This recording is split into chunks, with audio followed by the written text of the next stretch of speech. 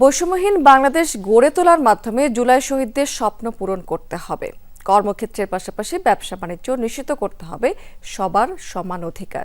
বিকেলে জুলাই গণঅভ্যুত্থান দিবসের এক আলোচনায় এসব কথা বলেছেন অর্থ উপদেষ্টা ডক্টর সালাউদ্দিন আহমেদ। সভায় বক্তারা বলেছেন ২৪-এর পট পরিবর্তন অর্থনীতি এবং আর্থিক খাত পুনর্গঠনের সুযোগ করে দিয়েছে, এটিকে কাজে লাগাতে হবে। গভর্নর বলেছেন আর্থিক খাত সংস্কারে কাজ করছে বাংলাদেশ ব্যাংক।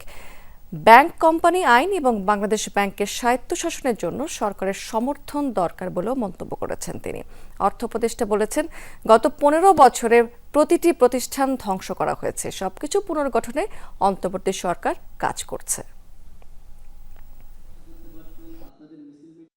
দেশে ব্যবসা বাণিজ্য লেভেল প্লেইং ফিল্ড ছিল না, করাপশনের চূড়ান্ত কিছু কতিপয় লোকের জন্য, গুটিকতক লোকের জন্য এ ব্যাংকের মালিক, এ এমপি, টেলিভিশনের মালিক, নিউজ পেপারের মালিক, ফার্মাসিউটিক্যাল ইন্ডাস্ট্রির মালিক, সবই সব একচ্ছত্র। আসল মুক্তি হবে যখন এটা যেন আর রিপিট না হয়, এবং জনগণ সবাই যেন আপনারা সেটা পায়।